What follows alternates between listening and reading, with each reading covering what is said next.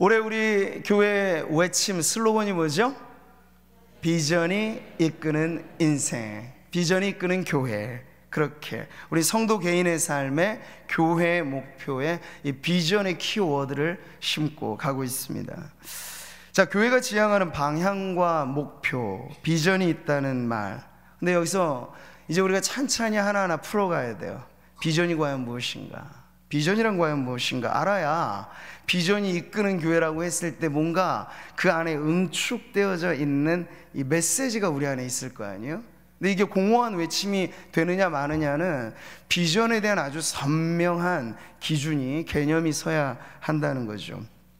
왜 이것이 또 필요하냐? 비전에 대한 개념 정리가, 비전은 우리만의 전문 용어가 아니기 때문에 그래요.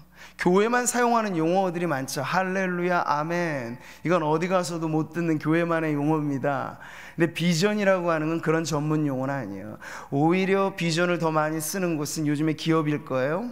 비전을 많이 말하는 데는 리더십이라든지 혹은 경영의 분야, 이런 곳에서 많이 씁니다. 그리고 비전을 말하는 주된 대상들도 절대 다수를 대상으로 말하기보다는 오히려 피어오르는 청소년들, 젊은이들, 무언가 새롭게 창업을 하거나 이런 인생의 새로운 변화 지점에 있는 사람들을 비전을 많이들 이야기합니다. 근데 그것과 다른, 이제 저물어가는 아름다운 황혼역에 있는 분들이 비전을 운운하기가 쉽지는 않을 거예요. 자, 그런데 이것이 세상에서 통용되는 비전의 한계라고 한다면 우리가 외치는 비전은 그것과는 좀 다르다는 걸 오늘 말씀을 통해서 함께 살펴보려고 하는 것인데요. 칭찬은 고래도 춤추게 한다는 이 책으로 잘 알려진 켄 블랜차드라고 하는 유명 작가가 있습니다. 비전으로 가슴을 뛰게 하라, 이런 책을 쓰기도 했는데요. 여기서 비전의 3요소를 아주 명확하게 정리합니다. 비전의 3요소가 무엇인가 하면 의미 있는 목적. 한번 따라해 보실까요? 의미 있는 목적, 뚜렷한 가치, 미래에 대한 청사진. 그러니까 어느 단체, 어느 개인이 말하더라도 비전을 성립시키려면 요 세 가지가 있어야 된다는 건데요. 이걸 가지고 비전을 이렇게 정의합니다. 비전은 자신이 누구이고 어디로 가고 있으며 무엇이 그 여정을 인도할지 아는 것이다. 그 괄호에 있는 거 빼고 같이 한번 읽어볼까요? 비전은 자신이 누구이고 어디로 가고 있으며 무엇이 그 여정을 인도할지를 아는 것이다. 요 한 문장, 요 문장 안에 비전의 목적, 청사진, 가치가 다 담아 있는 거예요. 그러니까 기업 연수를 한다거나 그러면 비전 선언문 쓰는 작성 요령법도 배운단 말이죠. 그랬을 때 사람들은 이걸 알기 전에는 비전이 뭔지 사실은 알 듯 모를 듯한 게 비전이에요. 그냥 방만하게 펼쳐져 있거든요. 근데 그런 걸 하나하나 딱 짚어주면서 선명한 비전 문구, 그게 이제 인생으로 말하면 비전 선언이 되는 것이라고 할 수 있겠죠. 이런 부분들을 우리가 아는 것은 무익하진 않습니다. 도움이 됩니다. 왜냐하면 비전이라고 하는 말이 교회만의 전문 용어가 아니라고 말씀드렸으니까요. 세상과의 교집합적인 부분이 있습니다. 공통점이 있습니다. 교회가 말하는 비전에도 뚜렷한 목적이 있어야 되고 청사진이 있어야 되고 가치가 있어야 된다는 건 공통점이죠. 그러니까 우리는 비전을 말할 때 이미 지나온 것, 현재, 그것보다 언제나 어떤 시간적인 면에서 비전은 미래를 내다보는 것입니다. 그러니까 거기에 뚜렷한 목적성, 목표가 설정되어 있죠. 근데 그 비전을 계속해서 끌고 갈 수 있는 지구력은 어디서 나올까요? 가치에 대한 신념이 있어야 돼요. 우리는 이 가치를 가지고 이 일에 헌신한다. 그러니까 여러분, 교회 안에서의 사역도 시켜서 하는 일과 내가 자원해서 하는 일은 엄청난 차이가 있는 거예요. 근데 누가 자원해서 합니까? 가치를 아는 사람이 자원하는 거예요. 이 일의 가치. 제가 오늘은 이 연초되면 여러 위원회들이 이렇게 돌면서 기도를 하는데 우리 교회에서 없어서는 안 돼 아주 소중한 사역을 하는 새가족위원회 분들과 만나서 격려하고 기도를 해드렸는데요. 몇 가지 당부의 말씀을 드릴 때도 그런 부분을 말씀을 드렸어요. 즐기면서 하는 사람은 이겨낼 사람이 없다. 그러니까 즐거우면서 하시라. 우리 교회의 문지기 역할로 처음 오는 분들에게 딱 첫 인상은 새가족위원들이다. 그러니 만면의 미소로 장착하고 교회 오기 전날 집안에서 무슨 일이 있으셨든지 교회 새가족위원이라고 하면 그 어떠한 사람보다도 환한 미소로 새가족들을 영접해 주시라. 그리고 또 하나가 될 수 있으면 본질은 가만히 내버려 두고 본질 아닌 것은 다 바꾸셔도 된다. 그러니 창의적인 사역을 하시라. 이 세 가지인데요, 이건 새가족위원에게만 적용되어질 문제가 아니죠. 모든 우리가 교회에서 자발적으로 일을 찾아서 해나갈 때 거기엔 성도 개인의 비전이 있어야 되고 그 집단이 가지고 있는 비전이 있어야 되고 더 넓게는 우리 교회가 외치는 비전이 있어야 된다는 거죠. 사실 코카콜라를 창업했던 창업주의 비전이 뭔지 아세요? 온 세계 모든 사람들의 몸속에 코카콜라가 흐르게 하라. 이건 거의 지상명령과 같은 비전 선언, 아마 성경의 문구를 차용하지 않았을까 저는 그런 생각을 합니다. 근데 거의 나라 단위로 말하자면 그렇게 됐어요. 이걸 또 모방해서 맥도날드 햄버거로 모든 사람들의 윗 속에 맥도날드를 집어넣게 하라. 그렇게 다국적 기업들은요 아주 포부가 원대하게 그런 일들을 지금 해나가고 있죠. 근데 어쩌면 우리는 그보다 사실 우리가 가지고 있는 비전이라고 하면 크고 넓고 엄청난 것인데 실제로 우리는 너무나 협소하게 작은 그림, 작은 퍼즐만 보고 있는 경우가 있어서 정말 비전에 걸맞은 삶을 내가 사느냐 그렇지 않느냐가 그 사람의 신앙의 사이즈인데 그 사이즈가 점점 커지기보다는 가면 갈수록 작아지는 모습을 보게도 된다는 거죠. 자, 세상과 우리의 공유할 만한 비전의 선언은 이렇다고 한다면, 그런데 저는 그것을 오늘 강조하기보다 이것도 도움이 됩니다만 세상과 같을 수 없는 차이점도 우리가 알아야 되죠. 교회가 비전을 말하고 세상도 비전을 말한다고 해서 우리 구미상모교회가 비전을 말하고 저기 어느 기업 회사에서 기업을 말한다고 비전을 말한다고 해서 그게 똑같을 수는 없는 거잖아요. 그럼 다르게 만드는 그 차이점이 뭘까요? 교회를 제외한 세상의 개인 모든 집단의 비전에는요 그 중심에 누가 있느냐? 인간 자신이 있어요. 자기 주체성이 강조됩니다. 그러니까 창업주가 비전을 선포하면 그 비전이 되는 거예요. 이게 세상의 기업의 원리죠. 근데 여러분 교회는 달라요. 교회가 외치는 비전은 여러분 그 중심에 누가 있습니까? 하나님께서 계시다는 점에 아주 큰 차이가 있죠. 주체가 달라요. 인간 개인인가, 인간의 집단인가, 아니면 하나님께서 말씀하시는 것이 우리의 비전인가, 이 차이가 너무나 틀리다는 것이죠. 우리가 금요철에 봉헌송으로도 자주 부르잖아요.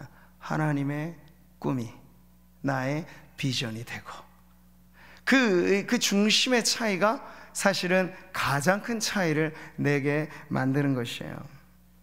성도들이 말하고 교회가 꿈꾸는 비전은 내가 되고 싶은 것, 내가 하고 싶은 것, 내가 이루고 싶은 것, 그게 우선하지 않고 하나님이 원하시는 것, 하나님이 계획하신 것, 하나님이 바라시는 것, 그것이 우리의 비전이 되어야 할 줄 믿습니다. 꿈과 비전의 사람 요셉의 차이점이 그랬잖아요.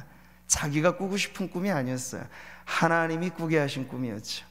하나님이 펼쳐주신 비전을 그가 보았던 것뿐이고, 그의 인생은 결국 하나님이 진두지휘하시는 모험 같은 인생을 살면서 결국에는 그 비전의 성취로 이루게 되었습니다.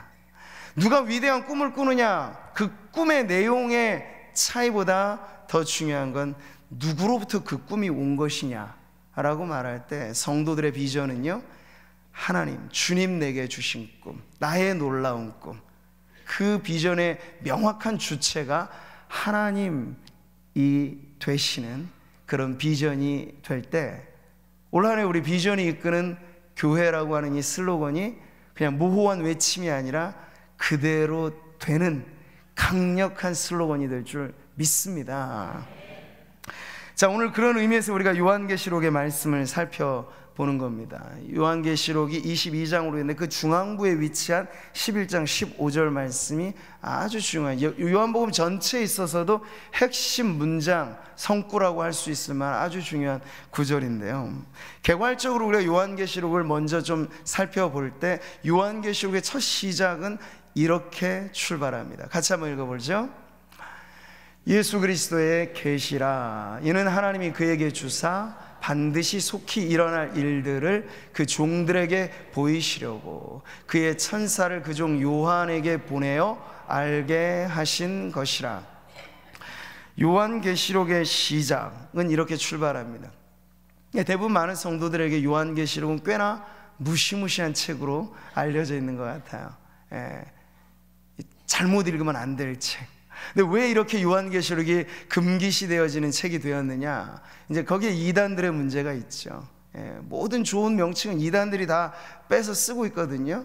제일 좋은 요한계시록의 핵심 키워드 새하늘과 새 땅, 이걸 또 이단이 차용해서 쓰고 있잖아요. 그럼 우리가 그걸 쓰면 왠지 좀 낯설게 느껴지는. 근데 그럴수록 여러분 빼앗기면 안 됩니다. 우리가 써야 돼. 우리의 장래의 마지막 이 위대한 원대한 꿈이 무엇이에요? 새하늘과 새 땅이 임하는 것이잖아요. 그 이단이 쓴다고 구독이 무서워서 장 못 담그면 안 되고, 언제나 우리의 소망. 그래서 저는 금요철의 마지막 엔딩송에는 늘 이 마라나타를 외치거든요. 아멘. 주 예수여 어서 오소서.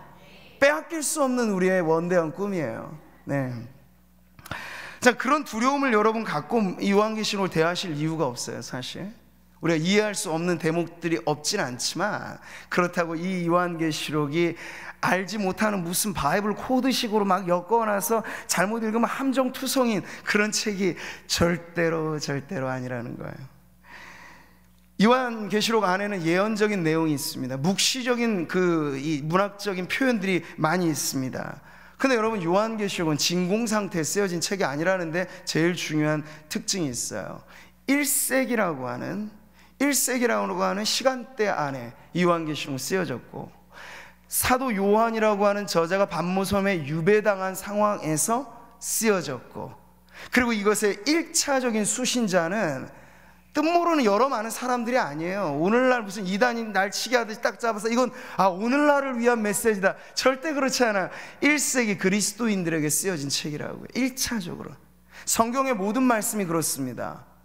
창세기를 읽고 모세의 신명기를 읽고, 이게 여러분 몇천 년 후에 있는 사람들을 위해서만 쓰여진가요? 아니요. 모세오경은 그 당시에 유대인들을 위해서 쓰여진 책이라고 하는 게 1차적인 의미예요. 근데 그걸 우리가 알고 보게 되면 여기에 나와 있는 현대적인 기준으로는 이해할 수 없는 여러 가지 표현 방식들이 1세기 독자들에게 있어서는 이게 이런 의미가 있었겠구나. 환난과 고난 가운데 있는 성도들에게 이 요한계시록 자체가 묵직하게 가져다주는 메시지는 니네 좀 두려워해라, 무시무시한 앞날이 기다리고 있다, 그게 아니고요.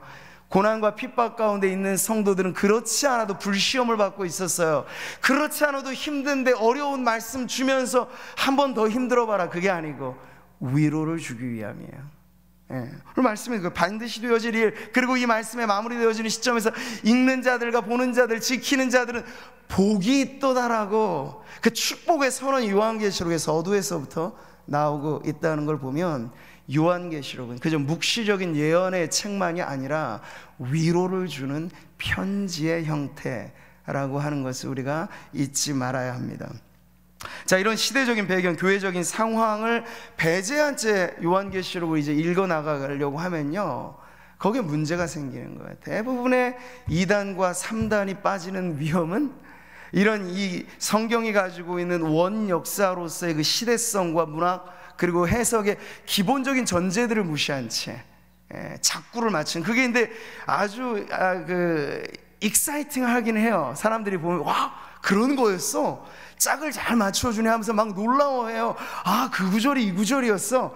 근데 자세히 성경에 대한 기본의 신학을 갖고 성경을 이해하는 전문가들, 나름 말하자면 전문가, 목회자들의 시각에서 보면 그 이단이 말씀을 풀어내는 수준이라고 하는 건 어린 아이들이나 할 법한 그런 일들을 하고 있는 거야.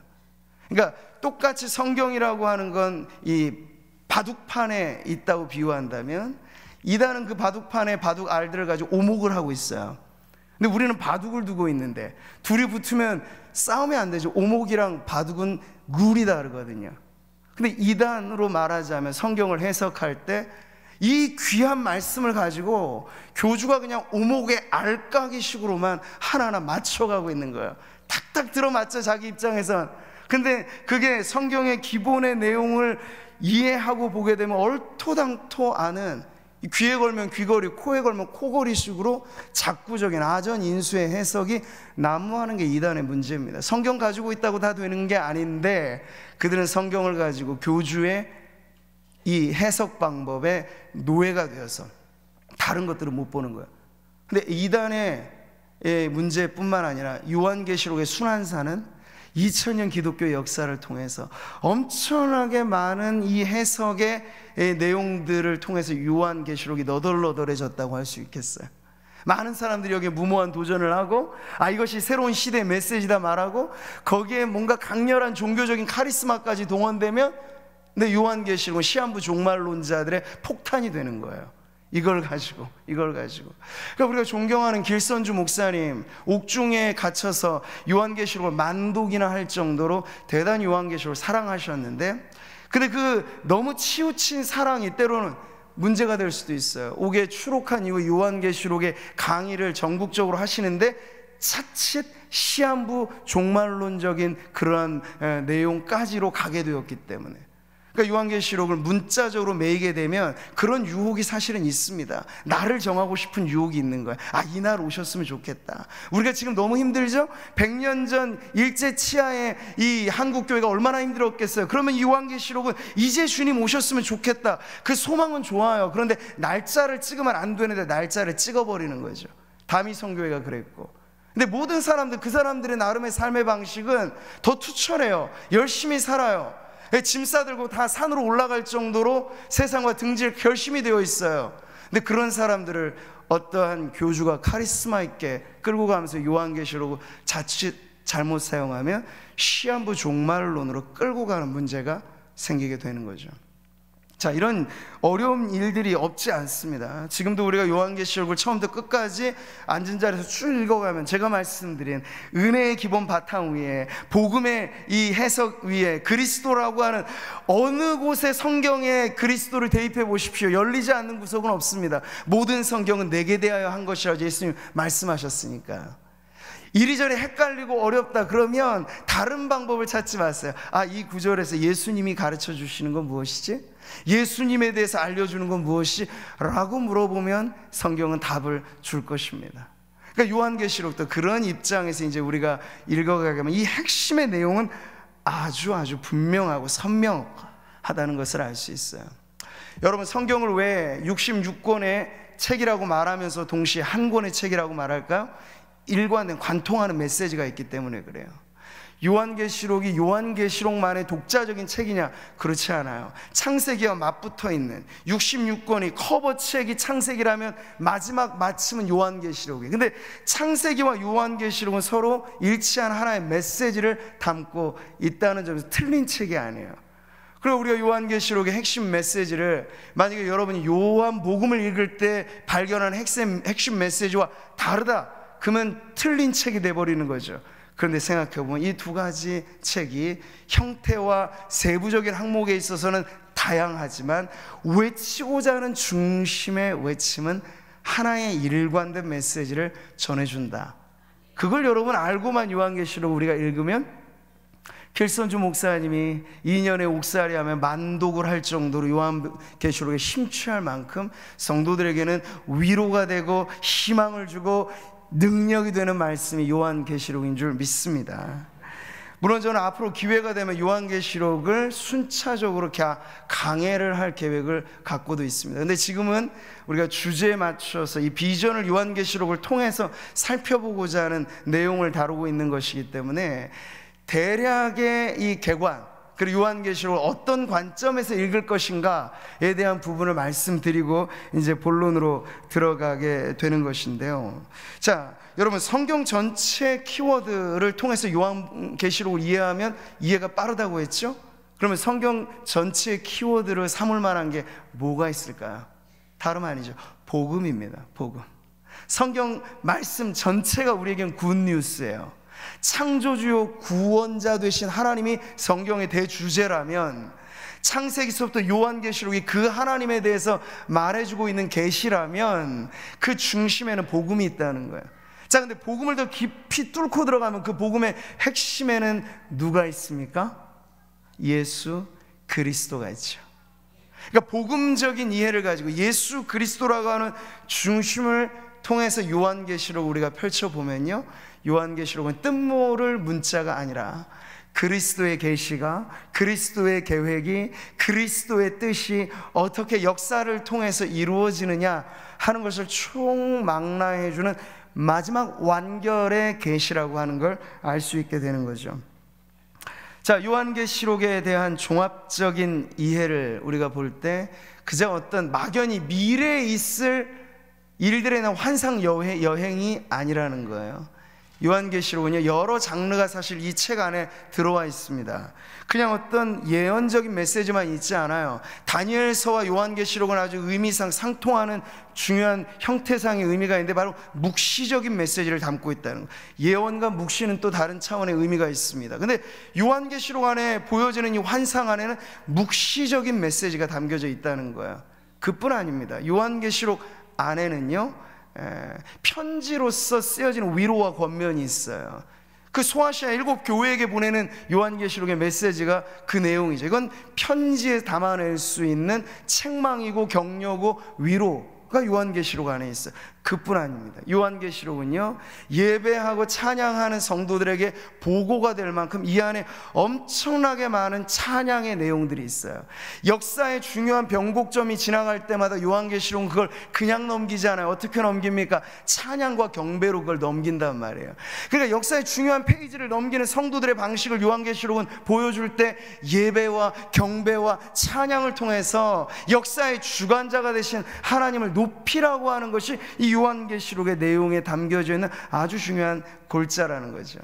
이 모든 것이 이 한 책 안에 담겨져 있다는 거예요. 그러니까 요한계시록을 여러분 볼 때 무슨 바코드니 666이니 휴거니 천년왕국이니 이런 여러분 그 몇 가지의 단어들만 가지고 요한계시록을 무질서한 조합으로 생각하면 안 되고, 요한계시록은 내적인 질서가 있고 성령께서 가지런히 우리에게 펼쳐놓으신 진리의 체계가 분명한 말씀이다 하는 것을 우리가 이해할 필요가 있습니다. 자, 그럴 때 요한계시록이 처음부터 끝까지 중심부에 놓여있는 이 심판의 메시지를 통해서 점점 하나님의 나라가 물밀듯이 밀려오는 그 완성을 보여줄 때 7이라고 하는 수를 연속해서 중요한 진전을 보입니다. 7인, 7나팔, 7대접. 그게 요한계시록 중심부에 있는 심판의 메시지가 진전될 때마다 나오는 거예요. 7인이 떼어질 때 7나팔의 시작이, 7나팔이 끝날 때 7대접의 시작, 이런 식으로 연속되고 교차하면서 점진적으로 하나님의 역사가 이렇게 이루어진다라고 하는 거 아주 극적으로 드러내주는 방식이 바로 이 7인, 7나팔, 7대접이에요. 자, 그 중에서도 오늘 본문으로 우리가 읽은 내용이 어느 위치에 있느냐, 그 7인, 7나팔, 7대접 중앙에 있는 7나팔의 마지막 나팔 소리와 함께 울려 퍼진 메시지인 거예요. 그러니까 구성 안에서도 요한계시록의 중심에 있고, 이 심판의 진전을 알리는 7세트가 돌아갈 때 그 7의 중앙에 위치하고 있는 것이 바로 오늘 본문 말씀이죠. 그만큼 중요한 위치에 이 말씀이 있는 건 그만한 이유가 있겠죠. 이게 바로 요한계시록이 보여주고 있는 하나님의 심판과 그리고 하나님의 역사가 어떻게 완성되어지느냐 하는 걸 보여주는 가장 중요한 핵심 구절이 바로 이 말씀에 있다는 것이에요. 여러분, 계시록이 보여주는 심판의 의미는요, 성도들에게 있어서는 두려움일까요? 아니죠. 위로가 되는 거죠. 세상의 죄악 속에서 성도들은 무참히, 그 당시 1세기 그리스도인들로 말하자면 불가운데, 이게 비유적인 언어가 아니라 정말 화형을 시켰습니다. 히브리서를 보면 톱으로 켜는 순교를 당하기도 하였습니다. 참수를 당하기도 하였습니다. 별의별 끔찍한 그 무시무시한 이 미개 사회가 고안에는 모든 고문의 도구들이 쓰여지는 것이 바로 그 대상이 그리스도인들이었다 해도 틀리지 않을 거예요. 그러한 과정에서 사도 요한이 그 자신도 반무섬에 유배를 당한 현장에서 받은 계시를 나눌 때 두려움을 느끼라고 주는 말씀이 아니라 조금만 더 기다리십시오. 당신들이 지금 느끼고 있는, 경험하고 있는 고난과 환난과 핍박이 어마어마하겠지만 그것은 불신 세상이 받게 될 심판에 비하면 아무것도 아니니 여러분 두려워하지 마시고 세상을 향한 하나님의 심판과 그리고 하나님의 나라가 완성되어지는 그 마지막 지점을 향하는 이 역사의 연주에 여러분이 끝까지 찬송과 경배로 동참하십시오. 이것이 바로 고난당한 1세기 그리스도인들 뿐만 아니라 21세기를 쭉 열고 올 때 현 시대만큼이나 핍박과 순교가 많은 시대가 없다고 말할 만큼 지금도 우리만 모르고 있지, 우리가 좀 피부로 멀게 느끼고 있지, 지금 순교와 핍박의 역사는 엄청나게 지구상에 일어나고 있습니다. 근데 그러한 이들에게 이 요한계시록은요 끊임없는 위로의 메시지를 주는 거야.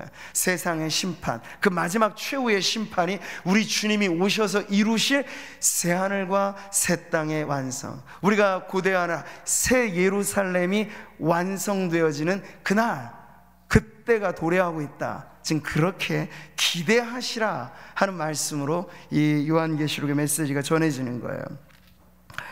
자, 여러분, 요한계시록이 전하는 이 복음, 그리스도 중심의 해석으로 봤을 때 오늘 제가 이 비전과 접목된 아주 중요한 핵심의 내용을 말씀을 드리면 그게 바로 하나님의 나라입니다. 하나님의 나라. 예수님의 주된 가르침의 주제 중에 하나가 뭐였죠? 천국이었잖아요. 근데 천국이랑 하나님의 나라는 다른 나라가 아니에요. 똑같은 나라의 다른 표현일 뿐이에요.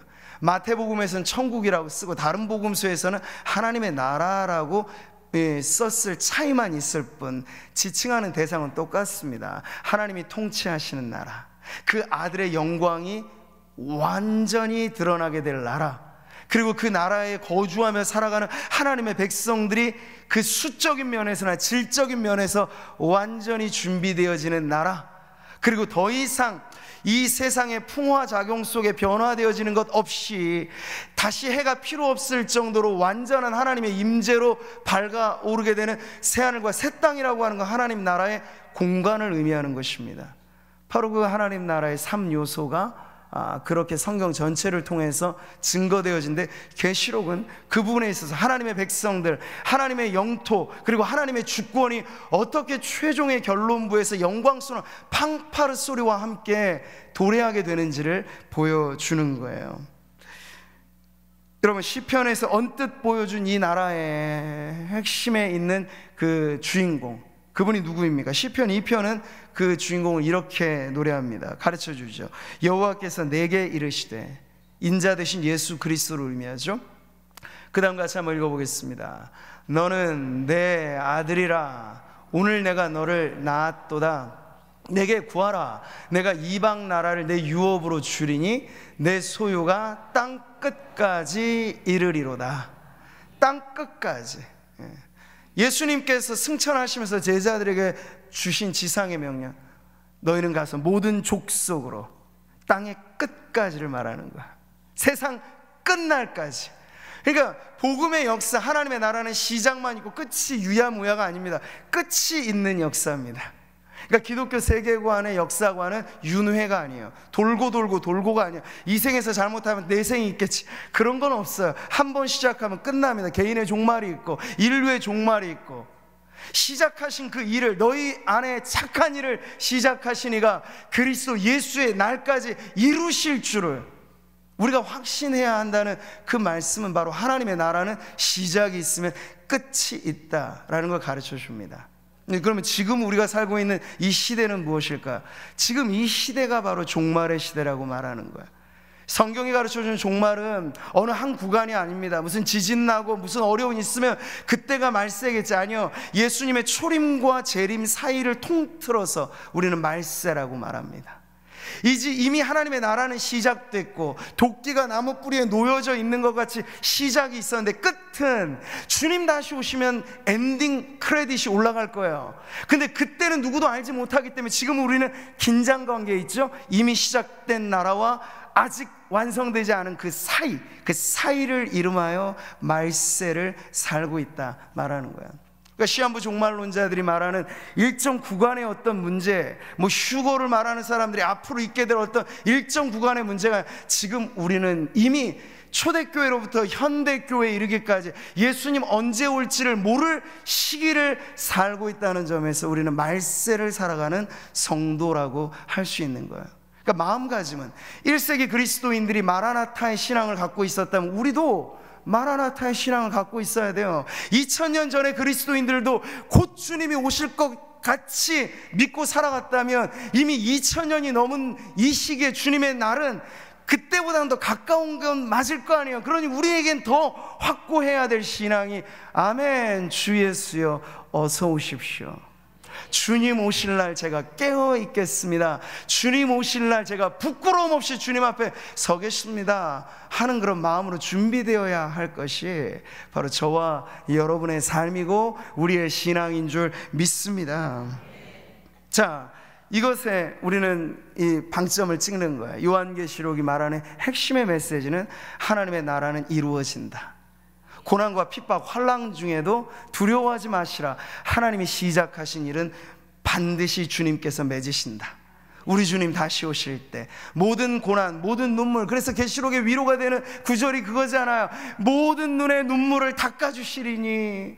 우리가 이 땅을 살면서 억울했던 일, 원통했던 일, 가슴 아픈 일들 이 땅을 사는 동안은 끊임없이 있을 것이나 주님 다시 오셔서 너 정말 나 때문에 수고 많았지 그러면서 닦아주시는 그 눈물 이후에 더 이상 흐를 눈물은 없게 될 그 최종의 완성을 향하여 나아가고 있다.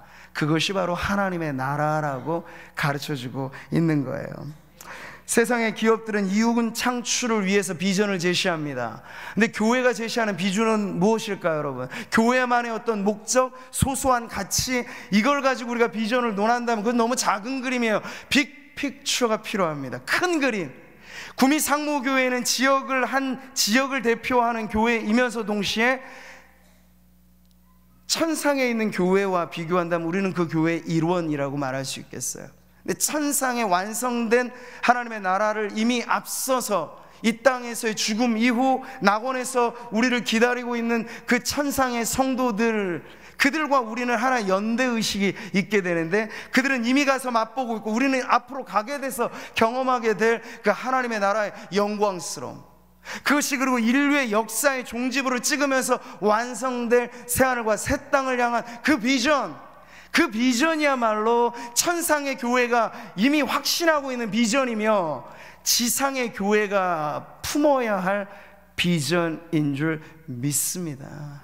이 큰 그림 안에서 우리는 작은 하나의 퍼즐을 맞춰가고 있다고 여러분 여기셔야 돼요. 우리만의 다른 작품을 만들겠다는 이야기가 아니고 하나님의 나라라고 하는 이 웅장한 그림 안에 2019년도 지나고 2020년 새해 첫 달을 맞이하는 우리 구미 상무교회가 역사의 좌표에 우리가 어디에 서 있느냐, 주님 오실 날을 앞두고 우리가 걸어가게 될 교회의 역사가 그냥 단순히 우리의 교회사적인 120년을 향하여 가는 것만이 아니라 다시 오실 예수 그리스도를 향하여 나아가는 온 인류 모든 교회의 역사와 함께 우리가 나아가고 있다. 이게 바로 우리의 가슴 속에 새겨져야 할 비전의 키워드입니다. 하나님의 나라의 비전 말이죠. 여러분, 그래서 지상의 교회와 천상의 교회를 지금 우리는 구분하여 볼 수밖에 없고, 지상의 교회로 말할 때도 지역의 교회가 다 달라요. 교회 이름에 간판이 틀리면 다 틀린 것처럼 보여요. 그렇지만 요한계시록이 우리에게 보여주는 비전의 아름다운 그림 안에는 그 모든 것이 통합되어질 그 날이 이르게 될 것을 보여줍니다. 어디서요? 이 말씀에 나와 있죠. 같이 한번 읽어보겠습니다. 이 일 후에 내가 보니 각 나라와 족속과 백성과 방언에서 아무도 능히 셀 수 없는 큰 무리가 나와 흰옷을 입고 손에 종려가지를 들고 보좌 앞과 어린 양 앞에 서서 큰 소리로 외쳐 이르되 구원하심이 보좌에 앉으신 우리 하나님과 어린 양에게 있도다 하시니. 아멘. 바로 이 그림이죠. 이 그림. 사는 동안에 지역적인 구분으로 우리는 나누어져 삽니다.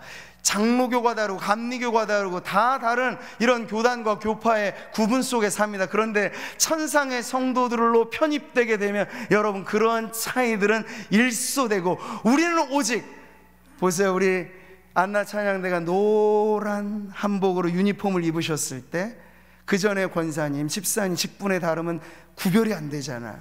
미모의 차이도 구분이 안 되시고 연세의 차이도 구분이 안 되시고, 이 유니폼이 가지고 있는 특징은 바로 그런 거거든요. 근데 요한계시록 안에서는 모든 구원받은 성도들에게 유니폼을 입혀준다고 해요. 아름다운 천상의 성가대 가운을 주신다고요. 그 가운이 뭡니까? 어린 양의 피로 씻겨진 우리의 삶 그 자체, 변화된 인격, 변화된 존재 그 자체가 거추장스럽게 다른 걸 걸치지 않아도 예수의 보혈로 씻겨진 우리 자신이 입게 될 그 옷, 그 흰옷이 상징하고 있는 건 바로 그런 성도의 순결함, 순수한 신앙을 말해주는 거예요. 근데 그들이 누굽니까? 각 나라와 족속과 방언, 모든 곳에서 온, 아프리카인일 수 있고 백인일 수 있고 황인일 수 있고, 사는 동안에는 피부 색깔로 서로에게 차별을 주고 남이냐 여냐 그렇게 구별을 주었지만, 어린 양의 피로 씻겨진 옷을 입는 그 찬양의 자리에 서게 되면 그 모든 다름이 상관없이 아름다운 찬양의 대열에 서서 우리를 구원하신 그분을 향하여 웅장한 할렐루야, 마치 핸델의 메시아 이런 웅장한 곡보다 더 웅장한, 왜요? 지상의 모든, 천상의 모든 성도들이 부르게 될 그 노래일 테니까요. 바로 지금 그 날에 대한 비전을 우리들에게 보여주고 있는 것입니다. 그러니 사랑하는 성도 여러분, 구미상무교회의 지체라고 하는 소속감 너무 중요합니다. 근데 그것만 가져서는 안 되고, 우리는 천상의 교회의 한 일원으로 지금 이 땅을 살아가고 있습니다 라고 하는 그런 의식 역시도 가지고 있어야 우리가 하나님 나라의 비전에 동참하게 될 줄 믿습니다. 우리는 작년에 복음이 이끄는 교회라는 슬로건을 외쳤습니다. 한 해가 지나서 바꾼 것이 아니에요. 이제 앞으로 우리는 그것이 누적되어 교회의 본질을 이루는 핵심의 키워드가 될 것을 알게 될 것입니다. 복음 그리고 비전. 이것은 그냥 한때 외치고 말 문제가 아니고 교회가 존재하는 한 끝없이 불러야 할 외침입니다. 복음, 비전. 근데 우리는 지금 올해에 있어서 그 하나의 키워드를 더 갖고 있는 거예요. 비전이 이끄는 교회. 이것이 우리 구미상무교회가 119년의 역사를 이어 지금 새로운 역사로 이어가게 될 때 우리의 역사의 좌표에 우리가 여기 있어야 할 이유를 설명해 주는 거예요. 하나님의 나라, 그 원대한 비전을 안고 하나님의 나라의 꿈을 안고 오늘 우리는 이곳에 서서 구미라고 하는 넓은 지역, 상무 사곡동이라고 하는 좁은 지역, 이 모두를 포함하고 이 시대가 안고 있는 문제, 나라와 민족이 처한 상황, 이 모든 것들을 끌어안고 우리는 하나님의 나라의 비전을 품은 교회로 이 모든 것과 맞서고 있는 것이요. 품을 것은 품고 이겨낼 것은 이기면서 신앙하며 존재하는 이유와 목적을 하나님의 나라에 속한 구미상무교회로 설정을 할 때 우리는 결코 작지 않은, 좁지 않은 하나님의 나라의 원대한 비전에 편성되어서 우리가 하는 작은 일이 작지 않을 이유가 되는 것, 그 작은 일마저도 하나님의 나라를 위해서 하고 있기 때문에 여러분의 모든 섬김에 그런 비전이 적용되기를 바랍니다. 네, 심장에 펌프질된 이 피가 모세혈관까지 흘러야 건강한 육체가 되듯이 성도 개개인이 가지고 있는 사명의식도 다름이 아니에요. 우리가 교회를 식당 봉사하고 마당 청소하고 차량 안내하고 할 때 그냥 내가 차량 봉사를 하고 있지라고 하면 작은 일을 하는 거죠. 근데 여러분, 차량 봉사를 하면서 우리의 마음이 이제 나는 하나님의 나라를 위해 차량 봉사로 섬기고 있다, 달라지는 거예요. 포부가 달라지는 거예요. 폼이 달라지는 거예요. 누가 나를 보든 보지 않든 전혀 우리가 왜소하지 않게 나는 하나님 나라를 이루는 그 커다란 길에 내가 하고 있는 일은 작지만 이 작은 나의 섬김이 하나님의 나라를 위해 없어서는 안 될 귀한 봉사이다 라고 한다면요, 그 가치는 엄청나지는 거죠. 비전의 3요소로 여러분, 목적, 청사진, 가치를 말했잖아요. 하나님 나라가 이 모든 것을 우리들에게 가르쳐주고 있는 것입니다. 전도를 왜 합니까? 그냥 우리 교회 교인 수 늘리기 위해서? 아니요, 하나님 나라를 확장시키기 위하여, 선교는 왜 합니까? 마찬가지죠. 하나님의 나라를 알지 못하고 하나님 예배하지 못한 저 족속과 저 사람들에게 하나님의 나라를 전하여 하나님을 예배하도록 하는 것이 선교의 의미인 줄 믿습니다. 교회가 하는 모든 사역, 모든 봉사, 모든 일들은 하나님의 나라와 무관하면 아무런 의미가 없어지지만, 하나님의 나라 안에 속하게 되면 우리가 드리는 작은 헌금도 여러분 하나님의 나라를 확장하는 일을 위한 가장 귀한 예물이 되는 줄 믿습니다. 액수가 중요한 게 아니에요. 헌금에는 중요한 건 내가 하나님의 나라를 위하여 나의 물질을 드리니, 주님, 이 물질이 쓰여지는 곳에 하나님의 나라가 임하시고 주님의 뜻이 이루어지게 하소서. 그럼 여러분, 과부가 드린 2렙돈도 최고의 헌금이 되었던 것처럼, 오늘 우리가 한 해를 살면서 여러분이 복지 섬김이나 여러 가지 많은 일들에 우리의 물질을 들여 일할 때 그저 그 하나의 낱개의 사역으로만 생각하지 마시고, 나는 지금 하나님의 나라를 위하여 내 물질을 드립니다 라는 믿음의 고백이 담겨진 봉헌의 삶 사시기를 축복합니다.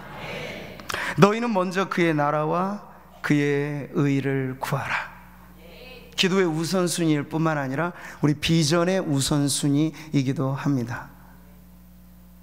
구미상무교회가 120년을 이제 한 해 앞두고 올해를 달려가면서 여러 가지 중요한 일들을 우리는 기도하고 있습니다. 근데 그 모든 일들도 역시 이 구절에 한정되어 있는 거야. 하나님의 나라와 의를 위해서 지금 우리가 이 계획을 갖고 있는가? 거기에 대입해 봤을 때 이것은 정말 주님의 뜻이다, 그러면 아멘인 거죠.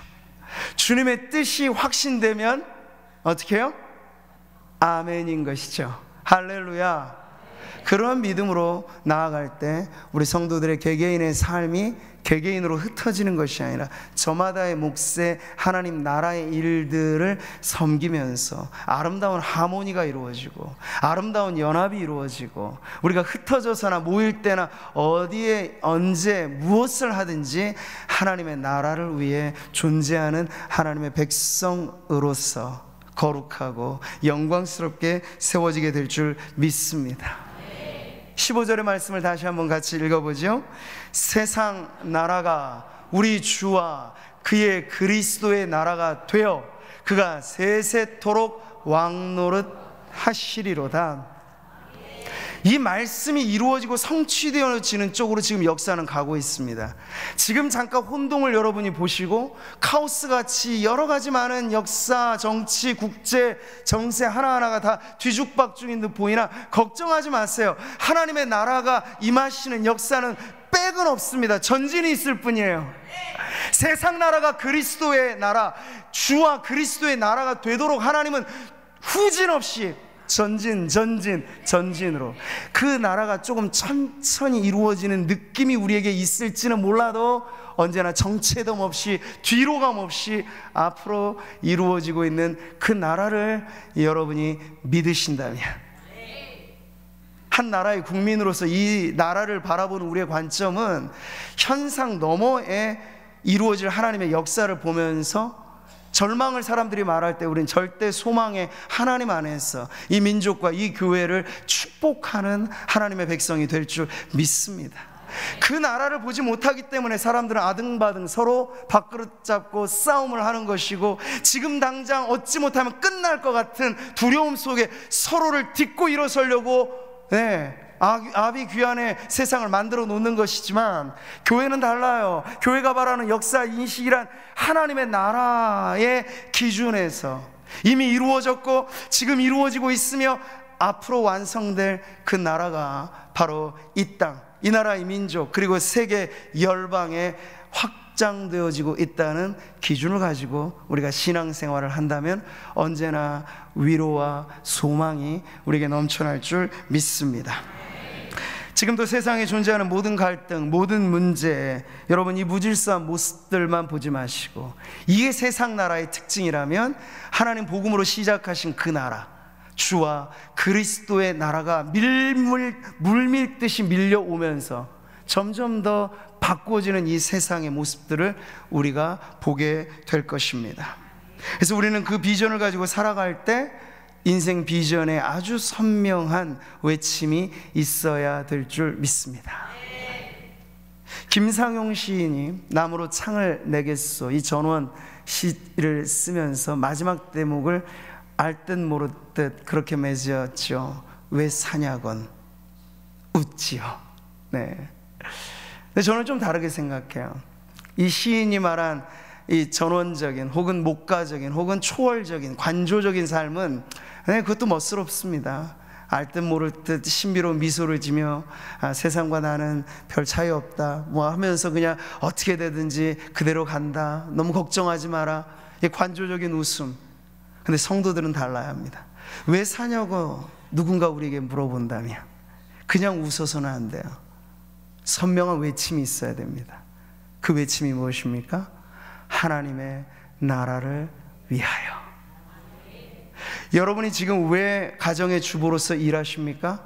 그냥 웃지 마시고, 내게 이 팔자권이 생각하지 마시고, 하나님의 나라를 빛내기 위하여 열심히 그릇을 닦고 방을 청소하고, 뭐 여성들만 한다는 얘기는 아닙니다. 남녀 모두가 함께하는 이 일에 그냥 방 청소 끝이 아니고 하나님의 나라를 위하여, 나는 지금 우리 가정의 평화를 위하여 이 일을 하고 있습니다 라고 말할 수 있다. 자그마한 가게를 운영하더라도 그저 먹고 살기 위해서 이 일을 한다, 그러면 세상의 값어치인 거예요. 근데 여러분, 자그마한 점포를 운영하시더라도 왜 그 일을 힘들어하면서도 하고 계십니까? 묻는다면 나는 이 일을 통하여 하나님의 나라를 빛내고 있습니다.